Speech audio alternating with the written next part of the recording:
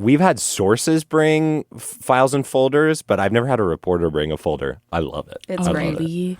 That's kind of embarrassing because I'm one of the younger folks in the newsroom. I know. I was going to say, so you are like, what? Are you Gen Z?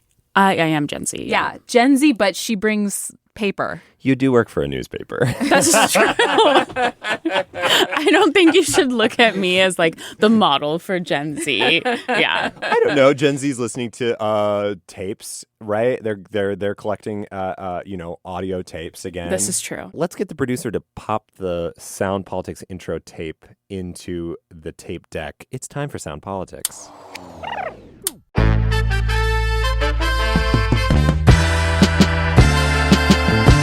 Welcome to Sound Politics. I'm Libby Denkmann. And I'm Scott Greenstone.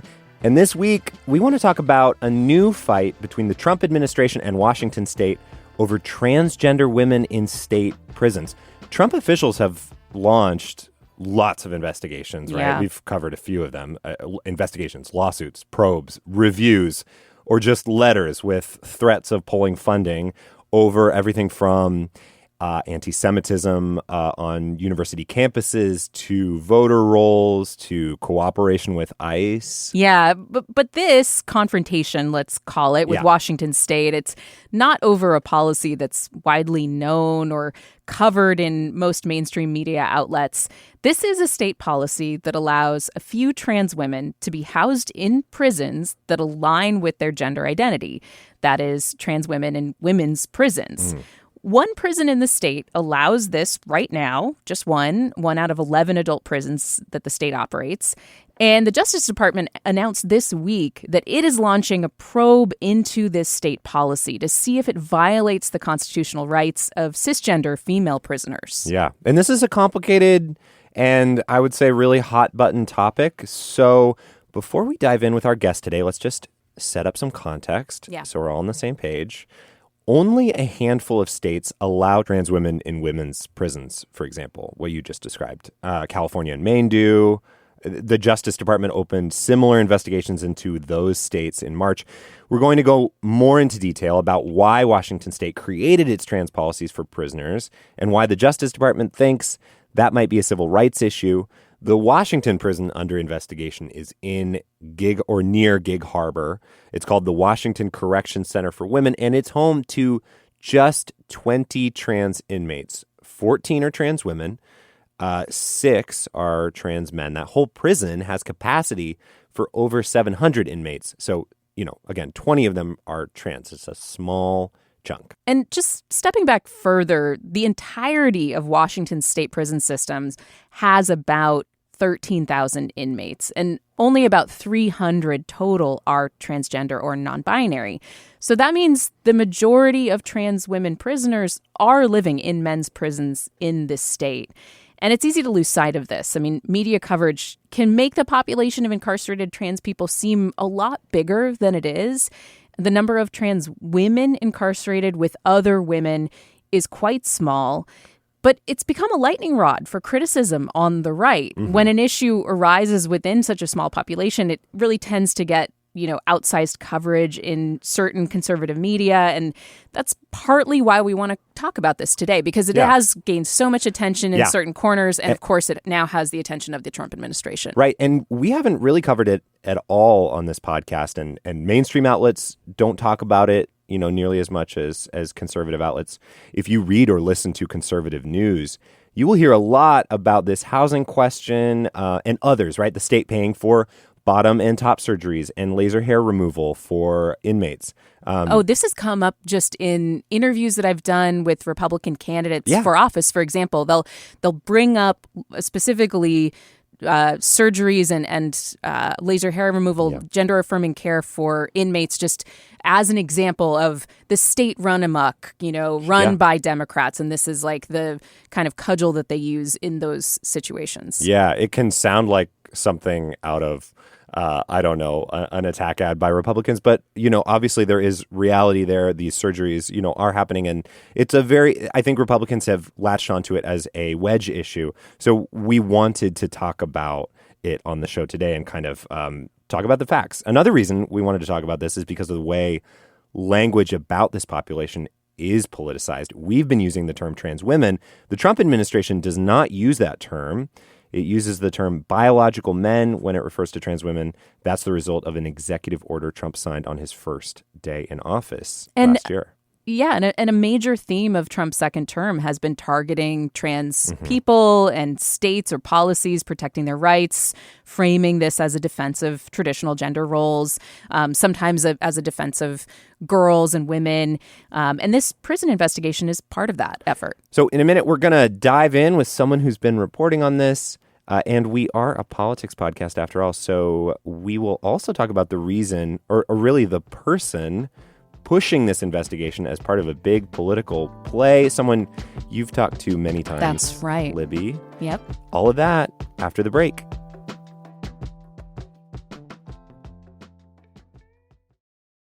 From KUOW, this is Sound Politics. I'm Scott Greenstone. And I'm Libby Denkmann. We're talking about this letter that was sent by the U.S. Department of Justice to Governor Ferguson this week. Assistant Attorney General Harmeet Dillon said the Civil Rights Division is opening up an investigation over a practice of housing some transgender women at a Washington state women's prison.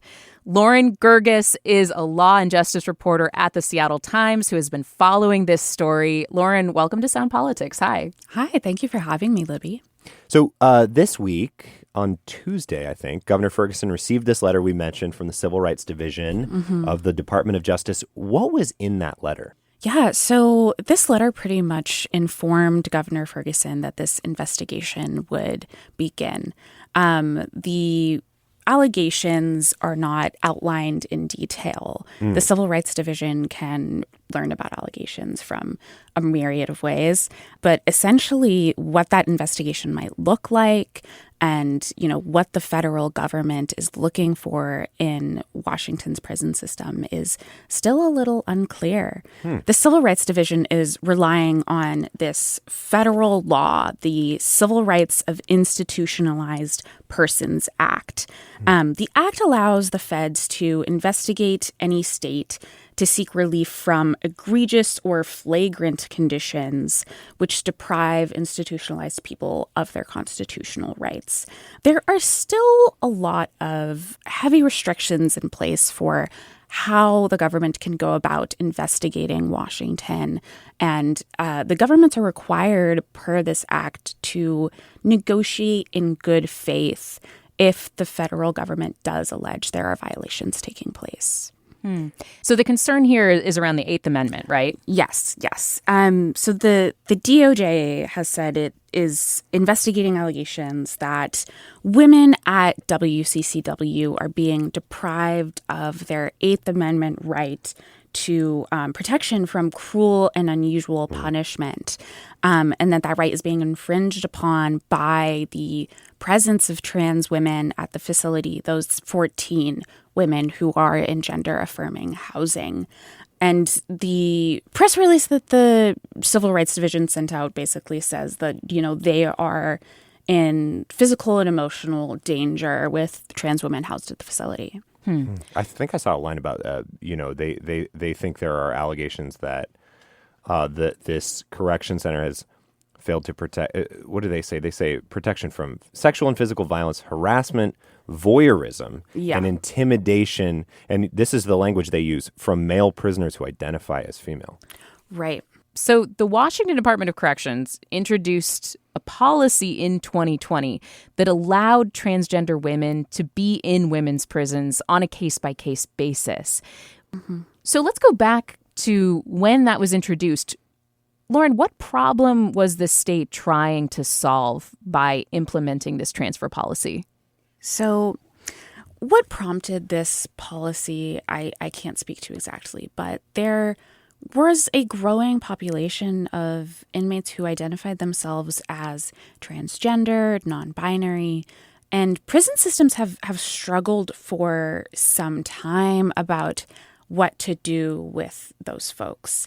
When they began this policy, governments in California and Maine had already similarly reviewed their transgender inmates and started allowing them to access gender-affirming care. And so Washington began this policy in a way that was very similar to the California and Maine models. And is it because some trans inmates face some sort of danger from being in a trans woman being in a men's prison? Yeah, absolutely. I mean, especially if there are folks who are already receiving gender-affirming medical care, they experience a physical danger is what's been described to me. If their gender identity is known to other people that they're incarcerated with, especially in a men's prison, they have described a lot of intimidation and kind of assaultive behavior in these prison systems. So regarding their safety concerns, the department was really left in a position of needing to answer that.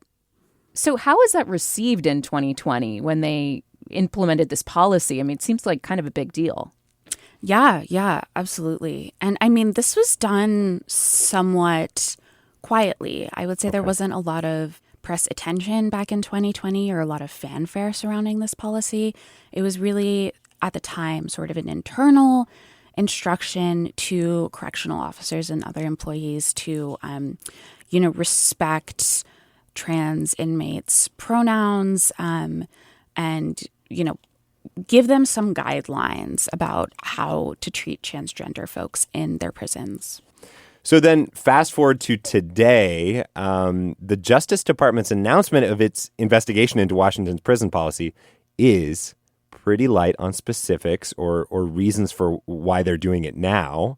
But there have been a couple of recent incidents at this prison in Gig Harbor that may have come to their attention. Last month, a female prisoner sued the Department of Corrections, alleging she was beat up by a trans inmate.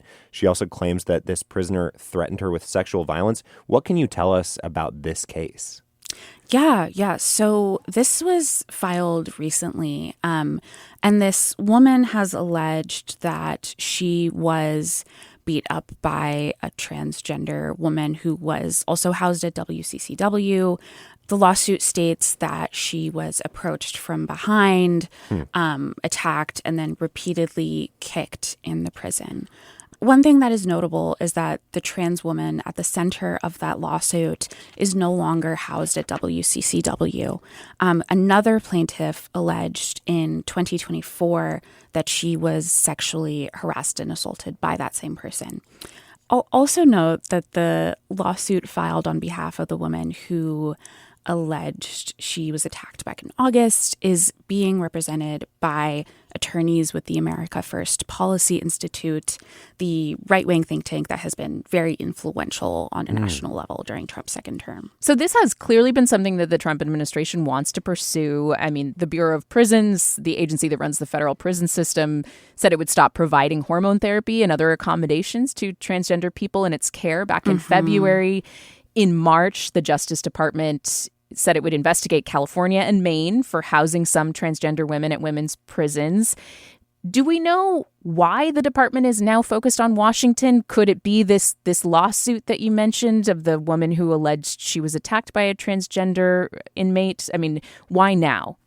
Yeah, I mean, that's a really good question. And it could be that it's because of this lawsuit and because of the increased attention by some on the right on Washington's prison system and its treatment of transgender folks. The California and Maine investigations were introduced separately. I do think it seems as though Washington was maybe tacked on recently.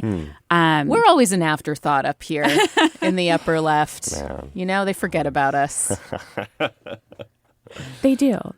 There is one way that we're fairly unique, as far as I understand it, in that, Washington State is supposed to make certain accommodations for trans health care in prisons as well. So not just housing, but actually care when you're behind bars. Yeah, we've been talking about the housing question, which is what the investigation is focused around. But I want to talk about gender-affirming care, which is something that comes up a lot in conservative media. They talk about bottom and top surgeries and laser hair removal for inmates on the taxpayer's dime, which does happen. But the state isn't doing that out of some woke impulse.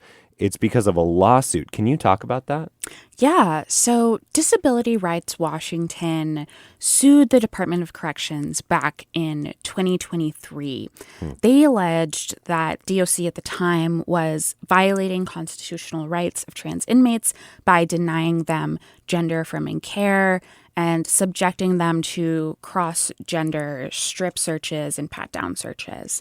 They allege that by the state denying gender-affirming care in prison, it discouraged folks from transitioning or allegedly denied or interrupted hormone therapy. The DOC eventually reached an agreement with Disability Rights Washington, and they settled under terms that they would strengthen policies around transgender and intersex folks. DOC is still under the terms of that settlement agreement. Just in April, Disability Rights and the department came forward and extended the timeline of this agreement. So the agreement states that they're required to have one gender-affirming mental health specialist at each prison and a gender-affirming medical specialist. They're required to provide gender-affirming clothing. The agreement notably does not apply to housing, which is what is kind of at the center of this investigation. It's more related to mental and medical health care. So DOC still has to follow these terms under this federal settlement at the same time as they are facing this federal investigation. Wow. So the Department of Justice is saying that the state housing transgender women at women's prisons is possibly a violation of the Eighth Amendment for, prohibiting cruel and unusual punishments. But you also reported, Lauren, on a case where a transgender woman in a men's prison said that violated her Eighth Amendment rights. This was the case of Amber Kim. Can you tell me more about that case? Yeah.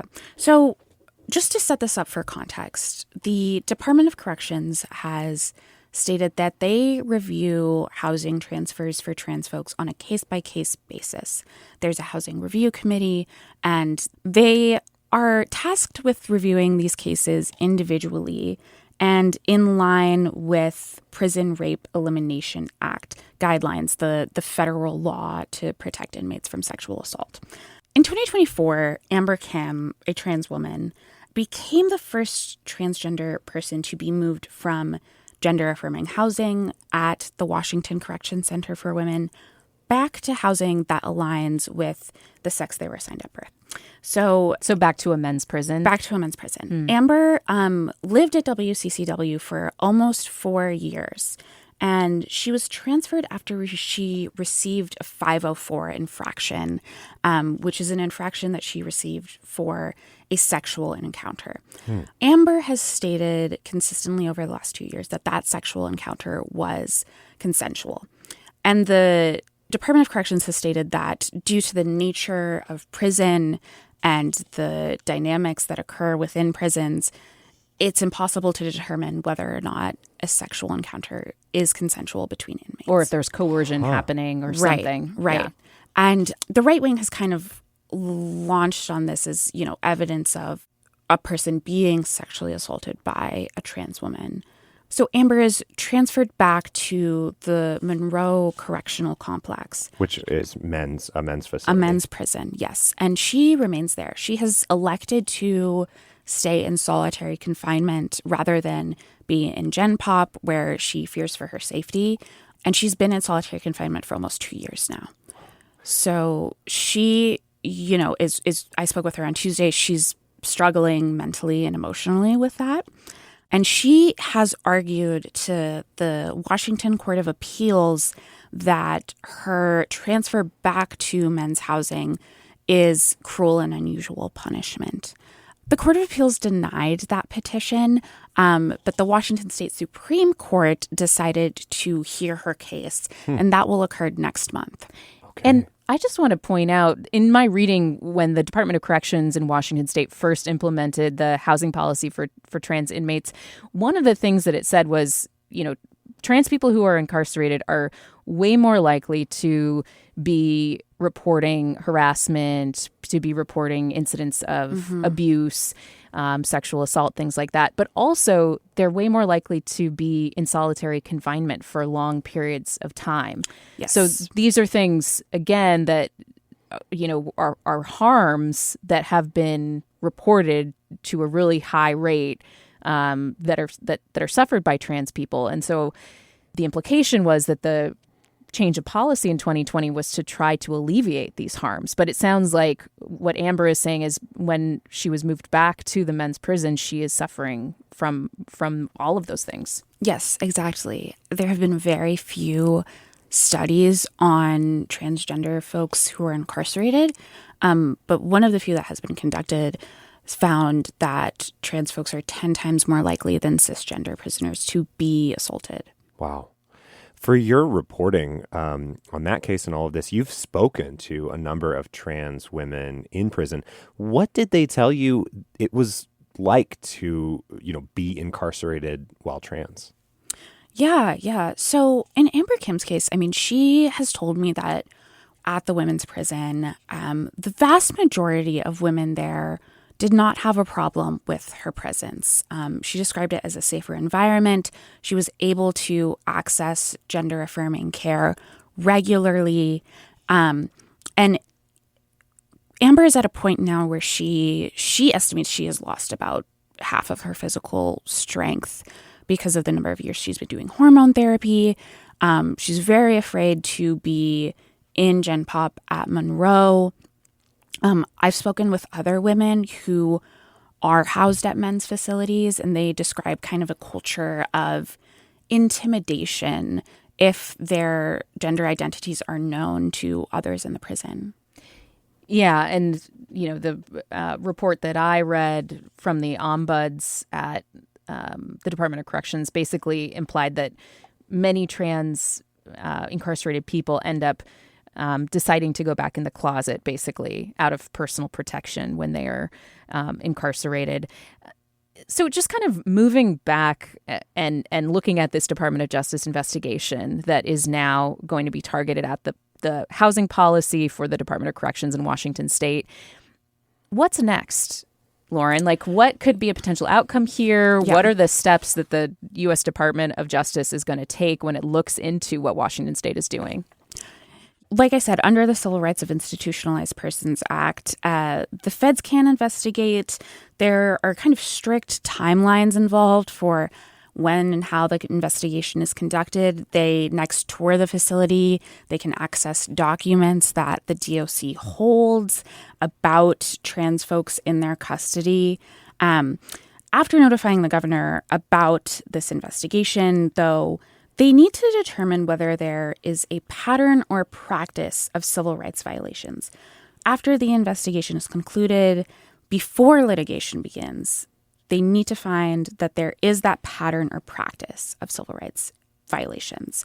It's not enough to find just one violation. It has to be kind of a systemic issue. And then, the Department of Corrections, if that is found, has to have the opportunity to remedy conditions through the minimum steps necessary. And from there, a negotiation takes place. Is there anything else that you think people should know about this case or, this story overall? You've been covering it. You've been talking with trans women in prisons. Anything that you want to leave people with? One thing to keep in mind is that as we look at this investigation, the Department of Corrections is facing litigation on both sides of this issue, right? There's Amber Kim's petition alleging that her transfer back to men's housing was unconstitutional. There's also this Disability Rights Washington settlement that they're still under. And then you have lawsuits from cisgender women in WCCW who are alleging that being housed with trans women is a violation of other people's rights. So they are really in a tricky position as they face this federal investigation. They're being sued for doing something and also for not doing enough. Right. Lauren Gerges is a law and justice reporter at the Seattle Times.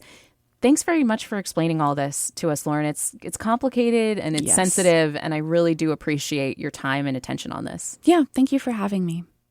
And Libby, before we leave, I wanted to talk, we said we were going to talk about the person behind this push from the Department of Justice and the idea that it could be partially a political move. I know the name Assistant Attorney General Harmeet Dillon because I read the news and because, I covered a recent probe that she announced against the University of Washington over anti-Semitism. Mm-hmm. That's right. Yeah, but you have known this name for a long time, for years. Tell us about Harmeet Dillon. Yeah, Harmeet Dillon is a longtime Republican operative out of California. She started as an attorney in the San Francisco area. She did a lot of tech work. I don't know if you remember the Google engineer who sued over Google's bias against conservatives. Oh, he had put out that memo about how women are just not as likely to pursue computer science. And he was fired, and Harmeet Dillon represented him in the lawsuit against Google. She was also a leader in the Republican Party there in the state, and so I would interview her quite frequently when I worked in Southern California, just talking about Republican issues. And, when Trump was elected, we had her on the next day to talk about this. She's been a longtime Trump booster. She spoke at the Republican National Convention. She's done that a few times, giving a Sikh prayer. She is Sikh. And Harmeet is somebody who has been placed pretty highly in the Justice Department under the second Trump administration. So she is in charge of the Civil Rights Office in the DOJ. And she's really turned that office from one that, for example, pursued consent decrees with police forces. The one maybe here in Seattle. Yeah, before it was really looking at discrimination in the workplace and in schools against people of color. Now Harmeet's goal is to go after things like DEI in colleges. She just started a probe against Yale's medical school for allegedly discriminating against Asian and white applicants. She went after a number of universities, including the University of Washington, over anti-Semitism. So really these policy goals of the Trump administration to kind of turn the idea of civil rights into this mechanism to kind of right the alleged overreach of the woke left is basically kind of the way that she's really shifted the goals of the Civil Rights Office. Yeah. And so there has been coverage recently kind of saying that she is very interested after Attorney General, her former boss, Attorney General Pam Bondi, was ousted, that she might be interested in the top job. Well, she hasn't said explicitly. I mean, Todd Blanche, the acting attorney general, seems like he's probably next in line, especially as he's been out there defending the compensation fund, the $1.8 billion compensation fund. I just saw him on CNN doing that. So he's been, I think, scoring a lot of points with the boss, and it seems like he might be in line for the job. But there's a lot of conservative activists who have been pushing Harmeet as the heir apparent to Pam Bondi. And I think, again, there is something attractive about how long she has been a fighter in this arena. She has really, again, proven her bona fides as, somebody who's willing to go out there and throw punches for Trump, go out there and, argue in court for these priorities. And definitely somebody whose name is in the mix. Right after Pam Bondi was removed from her job, there were a number of pretty glowing profiles, in the Wall Street Journal and, in Politico. And it just seemed like... Of Harmeet Dillon. Of Harmeet. And it really did seem like there was sort of this effort to say, hey, here she is, introducing this new candidate for the Attorney General job. So I think that's something also to keep in mind when we look at something like this probe of Washington State's Department of Corrections policy. It's really in line with a wave of priorities that she has been focusing the Civil Rights Office of the U.S. Justice Department on. I am really interested to see if, she follows through on these investigations and files lawsuits. There have been a lot of announcements and, like we said at the beginning, a lot of threats and things like that. But the DOJ has sometimes struggled, or the U.S. Attorney of Western Washington has struggled to actually even just like physically file those lawsuits. They build a case. Exactly. Yeah. There's also been a huge amount of turnover in the civil rights office. After Harmeet Dillon took over, the turnover was massive. That has, according to her, kind of the bleeding has been staunched at this point, and they've been replacing a lot of those losses. But there was also a personnel problem for a long time in that office. Well, that is all the time we have this week for Sound Politics. I'm Scott Greenstone. Our editor is Kat Smith. Our producer is Hans Anderson. And I'm Libby Denkmann. And remember, this show, it's only possible because of your support. I don't know why I'm suddenly Captain Kirk. I thought you were suddenly the Daily guy. What's his name? Oh, Barbaro? That too. That's my Barbaro. Please consider a donation at kuow.org/politics. And thanks.